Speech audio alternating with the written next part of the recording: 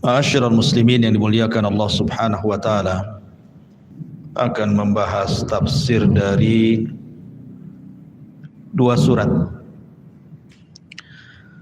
di dalam Al-Qur'anul Karim, yang dua surat ini selalu dibaca, dan dua surat inilah yang menjadikan terlepasnya sihir Nabi sallallahu alaihi wasallam. Makanya dua surat ini disebut muawwidhataini, dua surat perlindungan. Saking pendeknya surat ini, maka hampir semua hafal. Kalau seandainya tidak hafal, ya tak tahulah.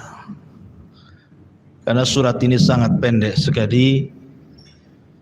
Surat ini disebut surah Al-Falaq dan juga Suratun Nas. Al-Falaq dan An-Nas ini tidak bisa kita pisahkan, karena ada hubung kait antara satu surat dengan surat yang lainnya. Apa hubung kaitnya? Bicara tentang bahaya yang mengancam setiap manusia, di mana bahaya itu terbagi menjadi dua. Ada bahaya dari luar dan ada bahaya dari dalam.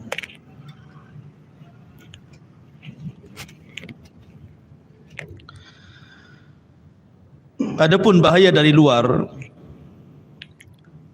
tentu dikarenakan ulah syaitan,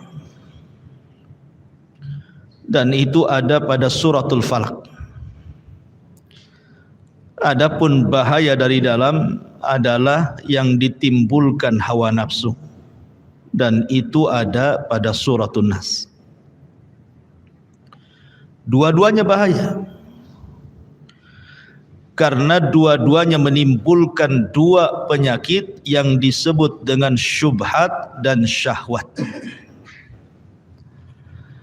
Kalau syubhat itu berasal dari syaitan, kalau syahwat itu berasal dari hawa nafsu. Tapi kalau seandainya mana yang lebih bahaya, syubhat ataukah syahwat, maka nanti kita akan temukan jawabannya ketika kita membahas dua surat ini. Kita baca dulu ayatnya. A'udzubillahi minasyaitonirrajim. Bismillahirrahmanirrahim. Qul a'udzu birabbil falaq. Katakan ya Muhammad, aku berlindung kepada Tuhan yang menguasai falak subuh. Min syarri ma khalaq, dari kejahatan makhluk yang Dia ciptakan. Wa min syarri ghasiqin idza waqab, dan dari kejahatan malam apabila telah gelap gulita. Wa min syarri naffatsati fil 'uqad, dan dari kejahatan penyihir-penyihir yang meniupkan pada buhul-buhul tali buhulnya. Wa min syarri hasidin idza hasad, dan dari kejahatan orang yang hasad apabila dia hasad. Guna Allah Subhanahu wa taala juga mengatakan qul a'udzu birabbin nas. Katakanlah ya Muhammad, aku berlindung kepada Tuhan manusia. Malikin nas, raja manusia. Ilahin nas, sesembahan manusia. Min syarril waswasil khannas, dari kejahatan bisikan setan yang tersembunyi. Alladzi waswisu fi sudurin nas, yang membisikkan kejahatan ke dalam dada manusia, minal jinnati wan nas, dari golongan jin dan manusia. Baik, kita bahas asbab nuzulnya dulu. Sebagian para ulama berselisih pendapat tentang dua surat ini. Apakah dia Makkiyah ataukah dia Madaniyah? Ada yang mengatakan bahwa dua surat ini disebut Makkiyah. Kalau disebut Makkiyah berarti turun sebelum hijrah. Dasarnya kita tahu bahwa Nabi SAW mendapatkan tantangan luar biasa dalam dakwahnya dari orang-orang musyrik yang berusaha untuk merintangi dakwah Rasul dengan berbagai macam cara. Maka Allah Subhanahu wa taala menjanjikan bahwa Rasul akan dijaga, tidak mungkin disentuh oleh mereka. Wallahu ya'simuka minan nas. Allah akan menjaga engkau wahai Muhammad dari manusia. Tetapi syaratnya adalah qul a'udzu birabbil falaq. Katakan ya Muhammad, kamu harus berlindung dengan Rabb Falak. Dan qul a'udzu birabbin nas, kau harus berlindung dari Rabbnya manusia. Jadi dua surat ini turun di kota Mekah sebelum hijrah dalam rangka untuk melindungi diri Rasul dari kejahatan orang-orang kafir Quraisy. Ini satu pendapat. Pendapat yang kedua, tidak, surat ini bukan Makkiyah, tapi surat ini Madaniyah. Madaniyah itu artinya turun setelah hijrah. Disebut Madaniyah karena surat ini bicara tentang seorang Yahudi yang bernama Labid ibn A'sam dari Bani Zurek. Labid ibn A'sam ini terkenal seorang penyihir hebat, dan dia seorang Yahudi munafik. Jadi ketika melihat perkembangan dakwah Nabi SAW yang semakin lama semakin menyebar, kemudian dari orang yang terusir dari Mekah tiba-tiba dihargai, dimuliakan, banyak pengikutnya, maka Labid ibn A'sam ini hasad kepada Nabi SAW. Ditambah-tambah para pembesar Yahudi itu memang tidak suka dengan keberadaan Rasul di Madinah. Makanya para pembesar Yahudi ini bekerja sama dengan Labid ibn A'sam, seorang penyihir, untuk menyihir Nabi SAW. Sebenarnya Rasul sudah berkali-kali disihir tapi tidak mempan. Baru mempan setelah disihir Labid bin A'sam ini. Jadi Labid ibn A'sam ini memerintahkan putrinya, karena itu keluarga tukang sihir, memerintahkan putrinya untuk mencuri sisir Nabi SAW untuk diambil bukhulnya, dan bukhulnya diambil dari rambut Nabi SAW yang terlilit di sisir itu. Kita tahu rambut Nabi SAW itu kan lebat sebahu, sehingga kalau menyisir itu mesti ada rambut yang melilit di sisir kan itu. Lah dicurinya oleh puterinya Labid bin A'sam. Itulah yang menjadikan bukhul, yang kemudian sisir itu diletakkan dengan rambut Rasul di sebuah sumur namanya Zarwan. Di situ diletakkan bukhulnya. Akhirnya kemudian Nabi SAW tersihir betul. Cukup lama Nabi SAW tersihir itu sampai 6 bulan. Tetapi sihirnya Nabi SAW tidak sampai mempengaruhi wahyu, tidak. Hanya mempengaruhi badannya saja. Wahyu tidak terpengaruh dengan sihirnya Labid bin A'sam. Sehingga karena sudah kelamaan hampir 6 bulan, Aisyah radhiyallahu anha ini curiga. Kenapa Nabi SAW seperti itu? Kata Aisyah radhiyallahu anha, sebaiknya kau meminta fatwa kepada Tuhan, kepada Rabb. Maka Nabi SAW selepas Isya beribadah terus sampai waktu menjelang subuh. Rasul pun kemudian ngantuk, tertidur sesaat. Disitulah kemudian malaikat Jibril datang membawa satu malaikat. Kemudian berbincanglah dua malaikat ini. Ada apa dengan Muhammad ini? Yang satu mengatakan dia disihir. Siapa yang menyihirnya? Labid ibn A'sam. Di mana bukulnya? Di sumur Darwan.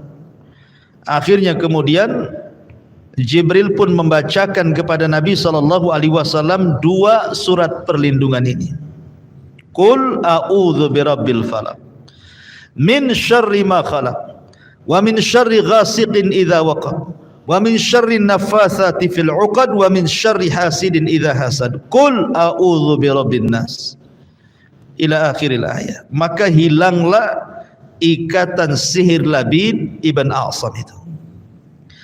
Maka keesokan harinya Nabi SAW mengajak Ali radhiyallahu an untuk melihat bukulnya. Maka berangkatlah Nabi SAW dengan Ali radhiyallahu an ke sumur Darwan itu.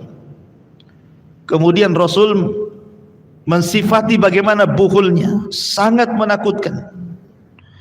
Akhirnya ketika Ali radhiyallahu anhu hendak turun mengambil bukulnya, kata Rasul, jangan, nanti kejahatannya menyebar, sebaiknya ditimbun saja.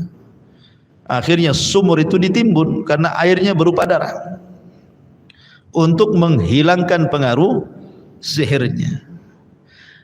Dari sini kita tahu bahwa asbab nuzul dua surat ini karena disebabkan Rasul tersihir oleh Labid ibn A'sam. Makanya dua surat ini menjadi dua surat perlindungan, selalu dibaca untuk melindungi diri dari syaitan, melindungi dari tukang sihir, melindungi dari hasad, melindungi dari penyakit ain, dan melindungi dari berbagai macam ancaman kejahatan-kejahatan luar dari syaitan dan kawan-kawannya. Jadi dua surat ini, dua surat sakti ini harus selalu dibaca untuk melindungi diri. Itu dari segi asbab nuzul surah Muawwidzatain ini. Taib. Kita akan bahas tafsirnya. Ma'asyiral muslimin yang dimuliakan Allah Azza wa Jalla, dalam suratul Falaq itu ada perbedaan dengan suratul Nas. Dari segi apa? Dari segi perlindungan. Kalau suratul Falaq kita disuruh meminta kepada Allah Subhanahu wa taala dengan satu nama Allah, Rabbul Falaq. Tetapi kalau dalam suratul Nas kita disuruh meminta perlindungan kepada Allah dengan tiga nama Allah. Rabbun Nas satu, Malikin Nas dua, Ilahin Nas tiga. Kenapa? Karena dalam suratul Nas itu musuhnya lebih berat dibandingkan dalam suratul Nas, dalam suratul Falaq. Jadi bahaya yang ditimbulkan dalam suratul Nas itu jauh lebih berbahaya dibandingkan dalam suratul Falaq. Makanya meminta perlindungan kepada Allah sampai menyebut tiga nama Allah Azza wa Jalla, Rabb, Malik, dan Ilah. Tapi dalam suratul Falaq cuma satu saja kan, Rabbul Falaq saja kan, Rabb pemilik falak subuh. Di dalam suratul Falaq ada 4 bahaya yang mengancam kita. Tapi dalam suratul Nas itu cuma ada satu bahaya. Tapi yang satu ini jauh lebih bahaya dibandingkan yang 4. Makanya perlindungannya menyebut 3 nama Allah. Kita kupas. A'udzu billahi minasyaitonir rajim. Bismillahirrahmanirrahim. Qul a'udzu birabbil falaq. Katakan ya Muhammad, aku berlindung dengan Rabb Falaq. Falaq itu adalah cahaya di waktu subuh. Tetapi maksud sebagian ahli tafsir, falak itu artinya sesuatu yang belah. Dan itulah asal mula kehidupan seluruh makhluk Allah Subhanahu wa taala. Dari belah kemudian hidup gitu ya. Seperti biji belah hidup. Kemudian tanah membelah masuk air kemudian hidup. Begitu juga manusia dan begitu seterusnya. Termasuk alam semesta ini kan. Ada namanya apa? Teori Big Bang itu apa? Ya, pecah gitu ya. Ma'asyiral muslimin yang dimuliakan Allah Azza wa Jalla. Tetapi kalau kita melihat terjemahan daripada Departemen Agama, maksud falak di sini artinya falak subuh. Kemudian di sini Allah Subhanahu wa taala merinci kejahatan-kejahatan apa saja, bahaya-bahaya apa saja yang akan kita hadapi. Qul a'udzu birabbil falaq min syarri ma khalaq. Ini yang pertama. Berlindung dari kejahatan yang Allah Subhanahu wa taala ciptakan. Jadi ketika Allah Subhanahu wa taala menciptakan makhluk itu tidak semua baik. Tidak semua baik. Ada yang jelek, ada yang jahat. Buah-buahan ada yang bisa dimakan, ada yang beracun. Kemudian daun-daunan ada yang bisa dilalap, ada yang tidak bisa. Daun bambu nggak bisa dilalap ya. Daun pintu ya. Jadi ada makhluk-makhluk itu yang memang diciptakan, ada yang bisa dimakan, ada yang tidak. Manusia juga ada yang baik, ada yang jahat. Jin juga sama, ada yang saleh, ada yang jahat. Dan Allah Subhanahu wa taala buat pasang-pasangan, ada yang baik, ada yang jahat. Lah kita disuruh berlindung dari yang jahat-jahat ini. Lalu kenapa Allah Subhanahu wa taala menciptakan yang buruk? Kenapa tidak menciptakan yang baik saja? Manusia itu perlu diuji. Kalau tidak ada keburukan, tidak ada ujian. Makanya kemudian dengan adanya ujian inilah diciptakan keburukan. Kenapa Allah Subhanahu wa taala menciptakan iblis, menciptakan Fir'aun, menciptakan Abu Jahal, Abu Lahab dan begitu seterusnya untuk menguji manusia. Makanya di sana ada surga, ada neraka. Ini yang pertama.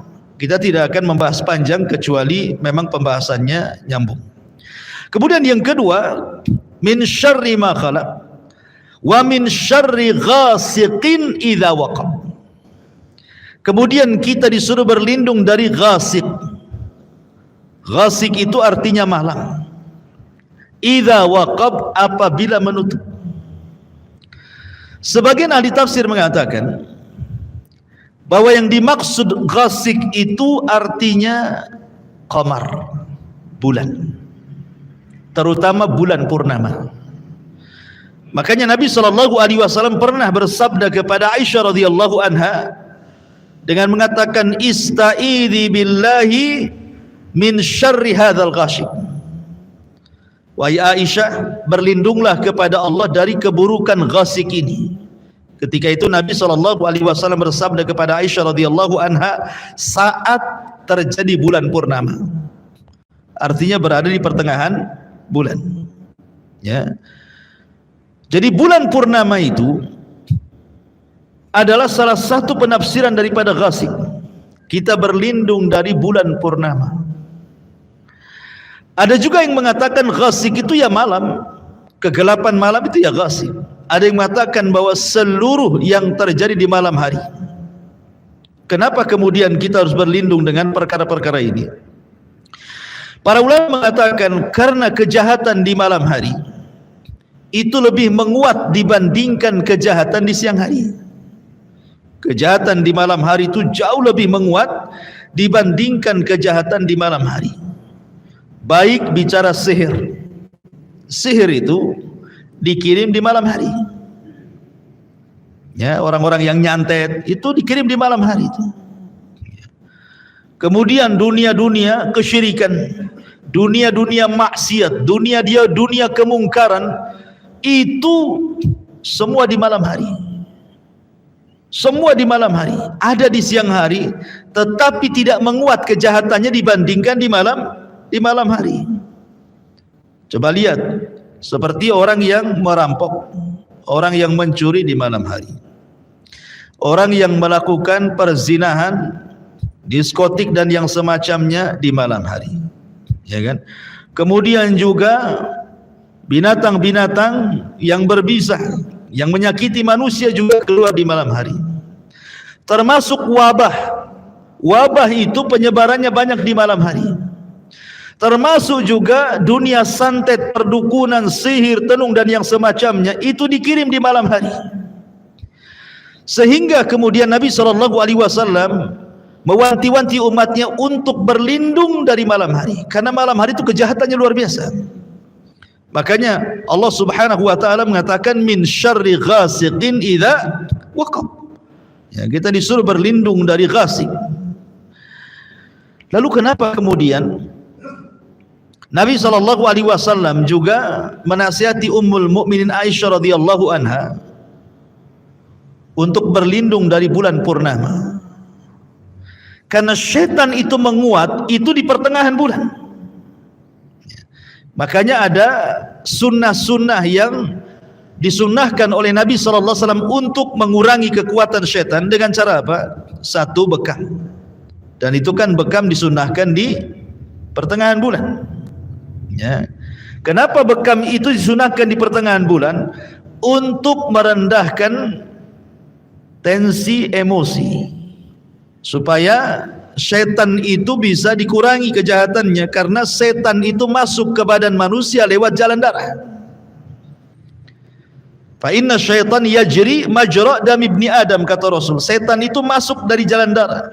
Makanya salah satu metode ruqyah itu dengan cara bekam disedot darahnya, kan itu. Karena setan masuk dari situ. Kemudian yang kedua disunahkan ada namanya puasa ayyamul bidh. Puasa ayyamul bidh, puasa 3 hari. Ya, 13, 14, 15 kan. Itu juga untuk mengurangi, ya, mengurangi kekuatan kejahatan syaitan. Lah itu diantara hikmah kenapa ada 2 ibadah, bekam dan juga puasa sunnah di pertengahan bulan. Karena memang bulan itu biasanya sering dikait-kaitkan dengan surut pasangnya air lautan, dan juga sering dikait-kaitkan dengan tentang tensi darah manusia. Pertengahan bulan itu banyak orang marah biasa, tensinya banyak tinggi gitu. Makanya suruh puasa.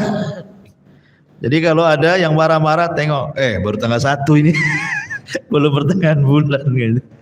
Udah marah-marah, gimana kalau udah pertengahan? Stroke kamu kan gitu ya, tensinya naik.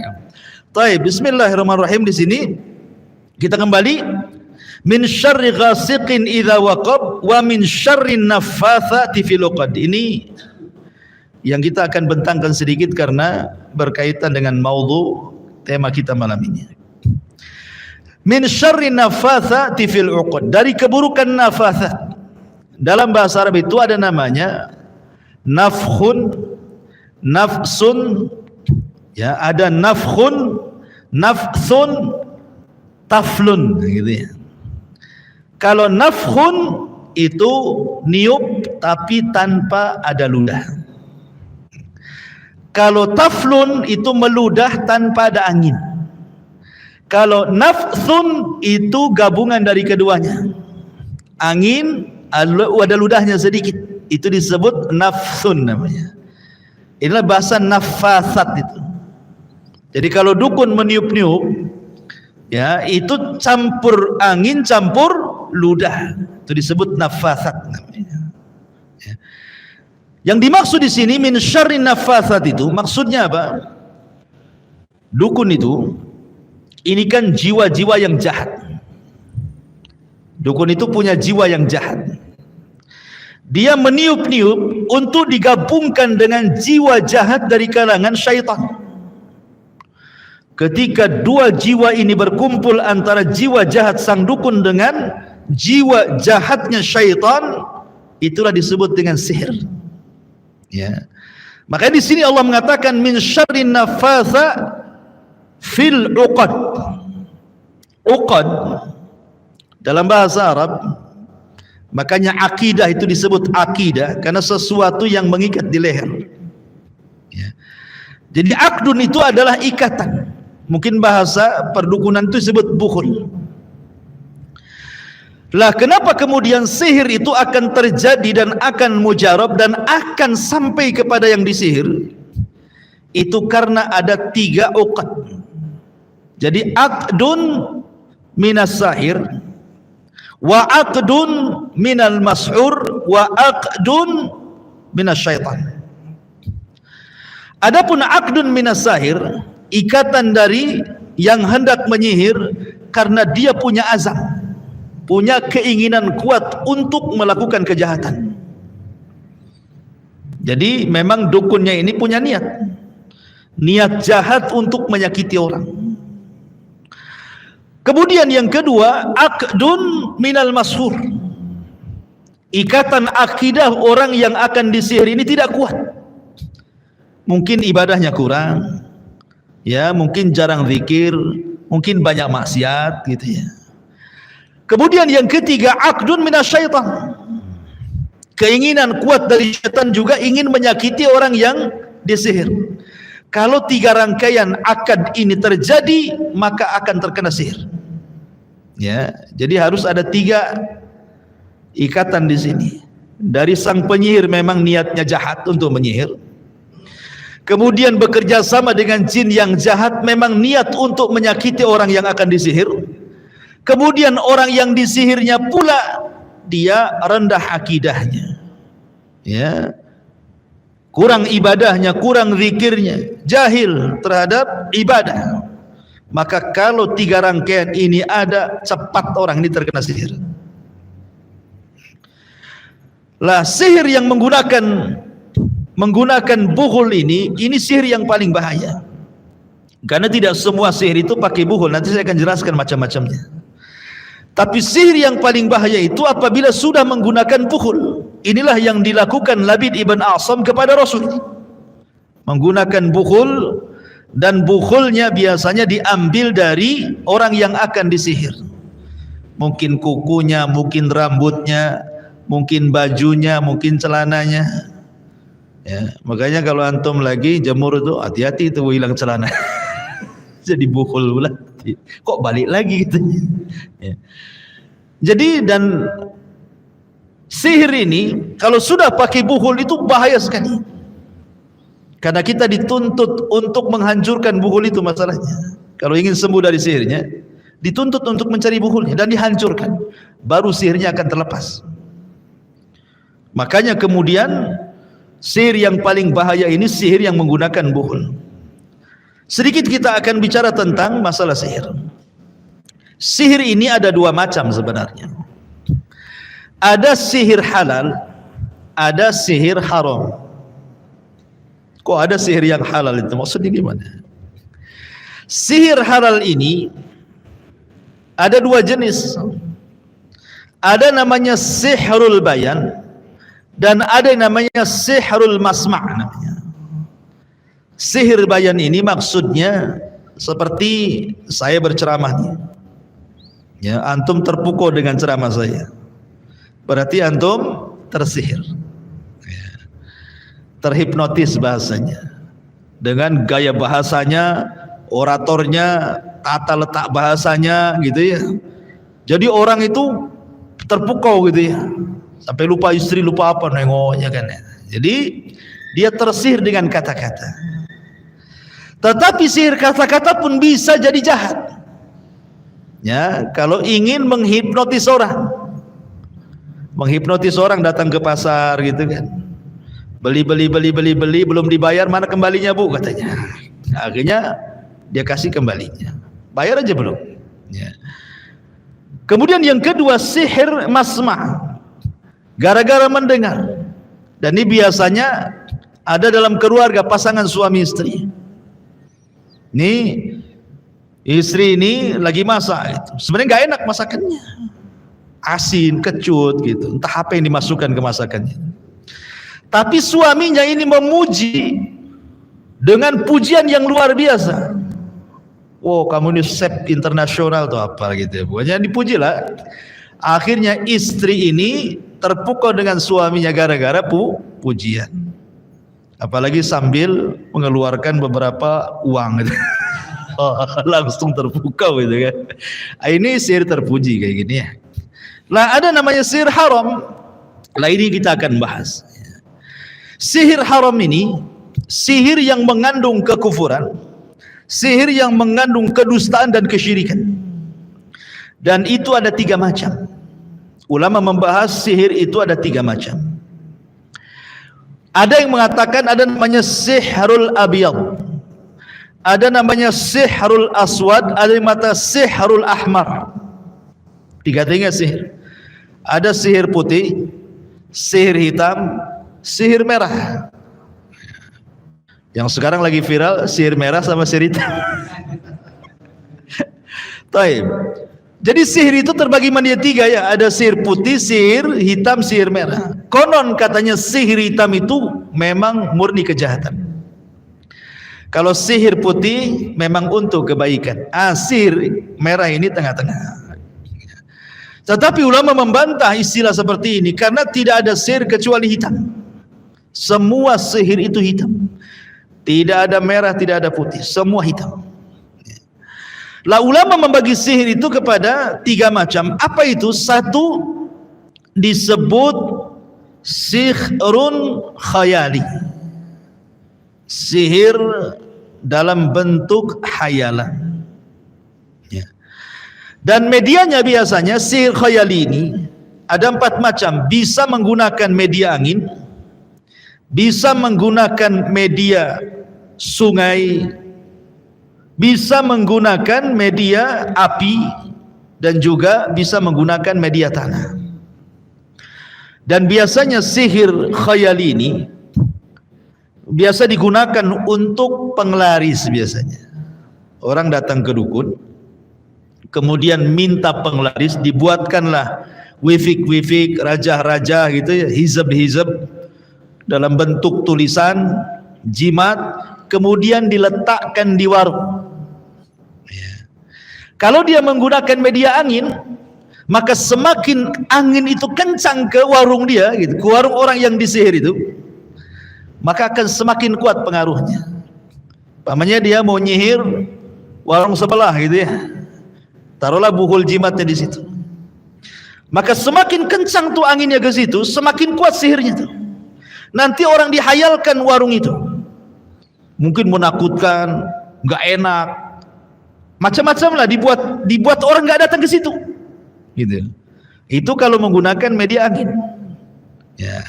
Ataupun dalam dunia pelet gitu juga sama juga ya.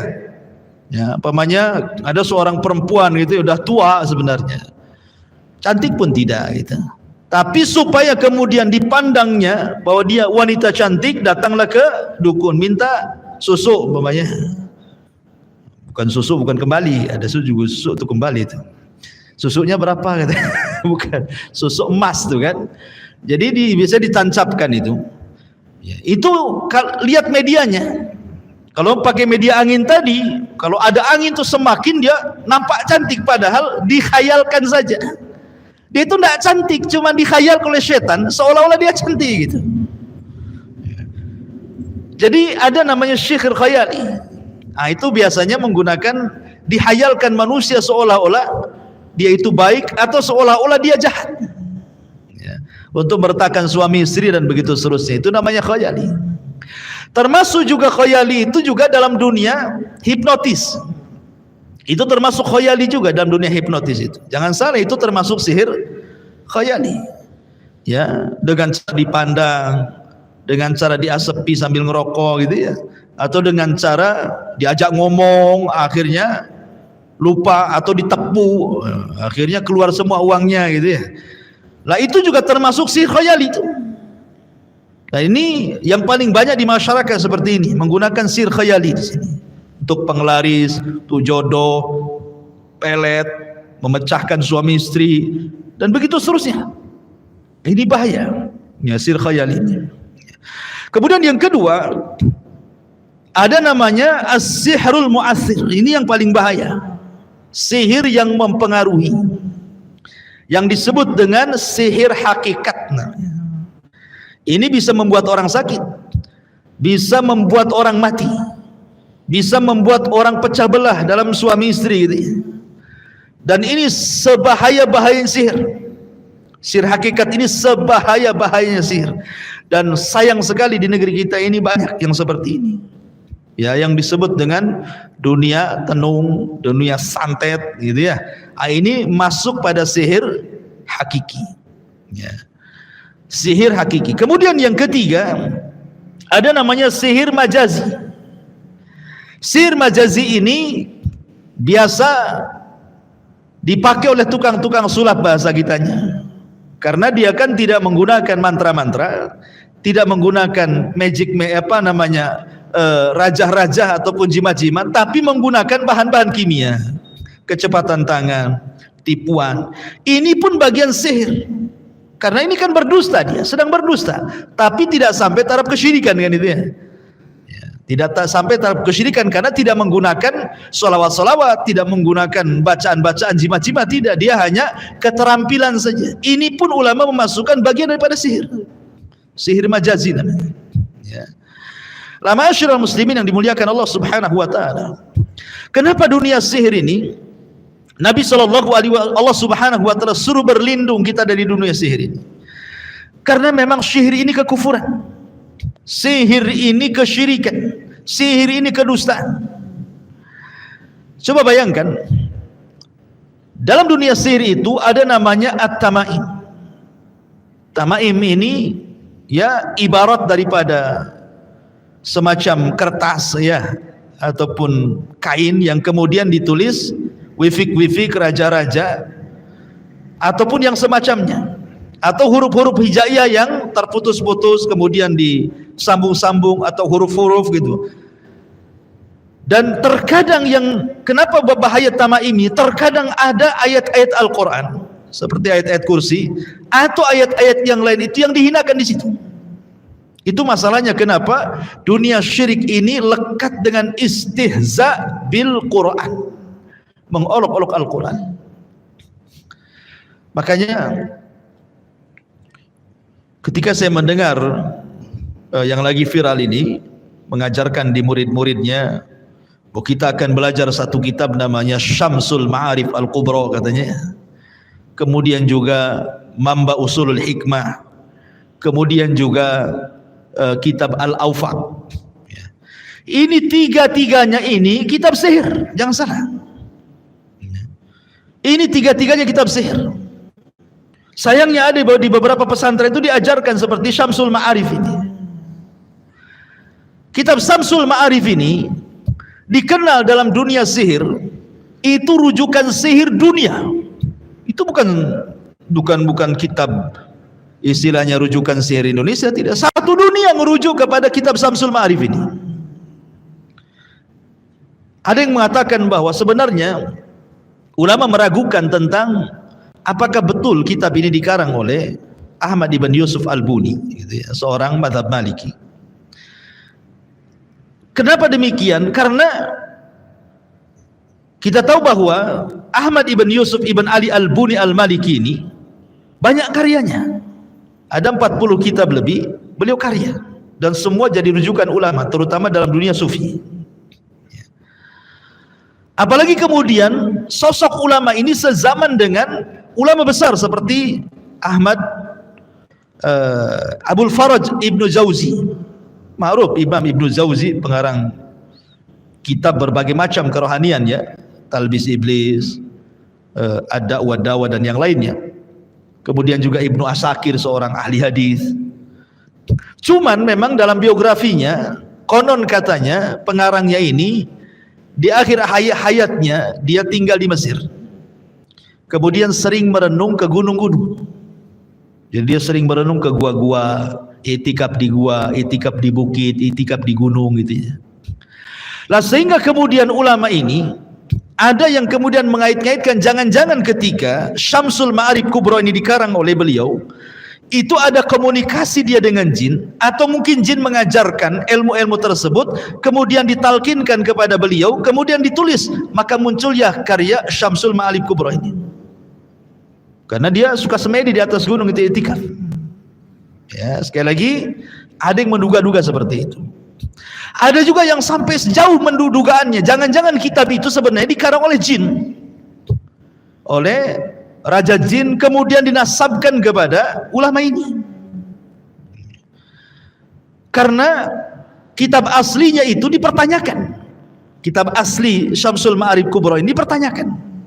Kemana dia? Nusukh aslinya itu. Ada yang mengatakan dibakar sebelum meninggalnya Al-Buni pengarangnya, karena sangat bahaya. Ada yang mengatakan dikubur bersama jasadnya Al-Buni, supaya jangan ada yang membacanya. Ada yang mengatakan diambil lagi oleh jin dan disembunyikan. Wallahu alam, ini kan memang banyak ditulis seperti itu ya. Intinya bahwa apapun ceritanya, kitab Syamsul Ma'arif ini masalahnya, saya teringat dengan perkataan Syekh Shalih Fauzan hafizahullah ta'ala. Dia mengatakan bahwa sebuah kebatilan itu kalau disodorkan langsung kepada manusia 100%, tidak ada manusia yang menerimanya. Tapi kalau kebatilan itu kemudian dicampur adu dengan kebenaran 50%, kebatilannya 50%, kemudian diaduk, kemudian tercampurlah hak dan yang batil, kemudian disodorkan kepada manusia, pasti manusia akan mengambilnya. Kenapa? Karena disangkanya hak padahal batil, ya kan? Lah dalam kitab Syamsul Ma'arif itu begitu. Memang di situ isinya sih bagus, mukaddimahnya bicara tentang asma Allah, nama-nama Allah, kemudian dibahas surah Al-Fatihah, ayat kursi dan banyak masalahnya ya. Tetapi masalahnya dijelaskan juga dalam kitab itu tentang nama-nama jin, bagaimana cara menghadirkan jin, bagaimana cara menundukkan malaikat, bagaimana cara thariqah sihir, bagaimana tukang sihir ketika beraksi sihirnya, bagaimana juga cara terhindar dari sihir. Semua ada. Kemudian di situ juga dikarang dalam kitab itu juga ada kalimat-kalimat yang tidak bisa dipahami, ya, huruf-huruf dan begitu seterusnya. Ya. Lah ini masih aja di negeri kita ini, di pesantren ada yang mempelajari kitab ini. Ini kitab sihir, jangan dibeli. Ya. Yang kedua ada namanya kitab Al-Awfaq. Kitab Al-Awfaq ini dinasabkan kepada Imam Ghazali. Imam Ghazali tidak pernah mengarang kitab Al-Awfaq. Kenapa dalam mukaddimah kitab Al-Awfaq ini ada perkataan yang diambil dari pengarang kitab Syamsul Ma'arif, Al-Buni. Sementara Al-Buni ini, kalau seandainya kita lihat sejarah biografi dan dengan Imam Ghazali itu hidup duluan. Sampai dia wafat, Imam Buni belum lahir. Bagaimana mungkin kemudian Imam Ghazali merujuk kepada dan berguru kepada orang yang belum lahir? Makanya ulama kemudian menentang keras bahwa kitab Al-Awfaq ini adalah karyanya Imam Ghazali. Karena isinya namanya disebut Awfaq. Awfaq itu wifik itu dengan menyingkap huruf-huruf hijaiyah, ya, kemudian dibuat angka-angka, kemudian digunakan untuk meramal. Ya, contoh namanya alif ini angka berapa, ba angka berapa, dal angka berapa gitu ya. Nanti dibilang tuh. Namanya antum datang ke saya, Ustaz, kayaknya bulan depan saya mau kawin nih. Alhamdulillah. Nah, kira-kira baik nggak? Maka saya tanya nama antum siapa? Nanti nama antum Ahmad, A, alif berapa angkanya, dal berapa, ha berapa gitu. Nama istri, calon istri siapa? Nanti dihitung tuh, ya. Nanti wah ini nggak boleh, nggak bagus, jangan bulan depan, gitu ya. Jangan hari ini, hari depan aja. Itu ada di kitab Awfaq tuh. Sampai cara menyihir orang ada di kitab itu. Cara menyihir orang ada di kitab itu. Nggak mungkinlah karya seperti ini kemudian dinasabkan kepada Imam Ghazali.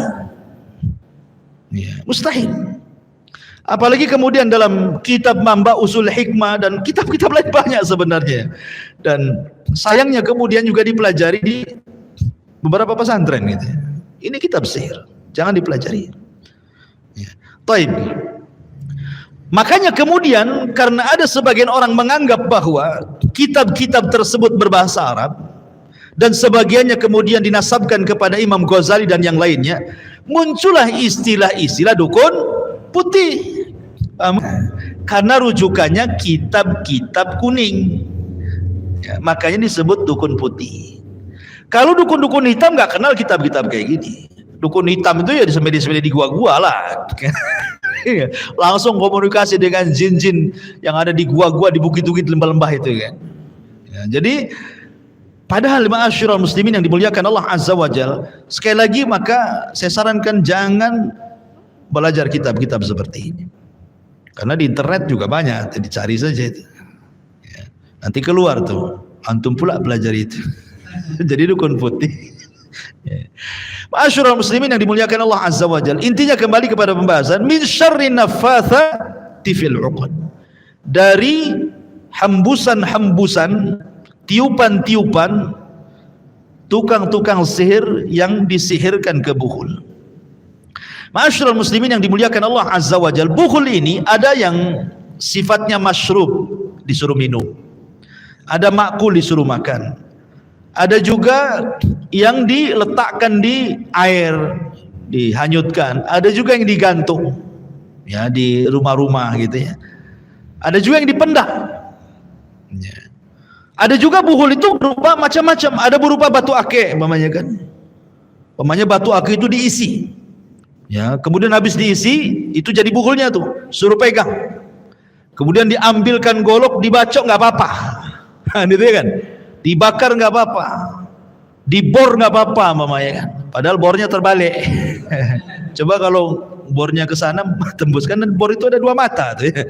Ada yang ke belakang, ada yang ke depan gitu ya. Kalau ke depan nembus tuh, ke belakang terbalik itu nyopot. Ya, itu trik. Ya. Walaupun mungkin anggaplah benaran.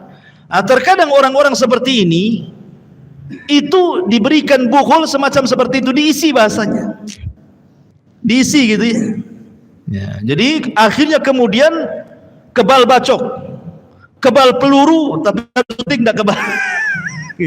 Jadi ma'asyiral muslimin yang dimuliakan Allah Azza wa Jalla, jadi ini buhul macam-macam, bisa pakai batu, bisa pakai gelang, bisa pakai tasbih gitu ya. Jadi buhul itu bisa saja. Nah, biasanya orang-orang diisi-isi itu pakai buhul-buhul seperti itu. Dan ini sangat bahaya ya. Karena Allah mengatakan suruh berlindung dari min syarri naffatsati fil 'uqad.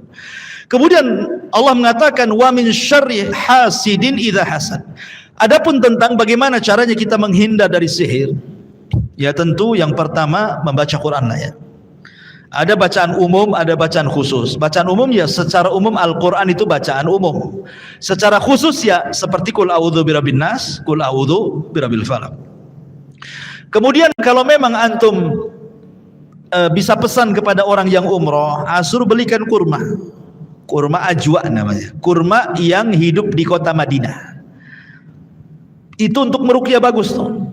Karena Rasul mengatakan barang siapa yang memakan kurma 7 butir di pagi hari, maksudnya kurma Madinah, kurma ajwa, maka dia akan terhindar dari sihir, terhindar dari penyakit ain, terhindar dari hasad, terhindar dari gangguan syaitan.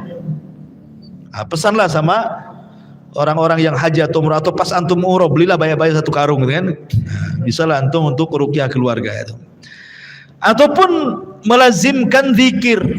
Ada zikir umum, ada zikir khusus.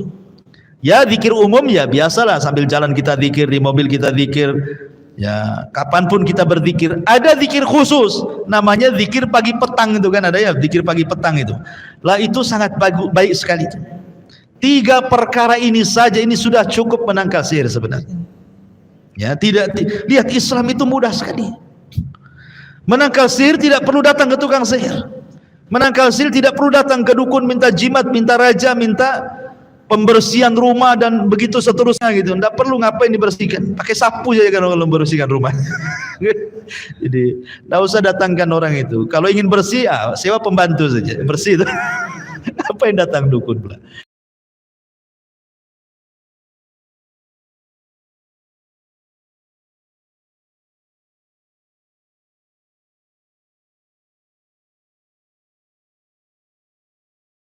Subhanallah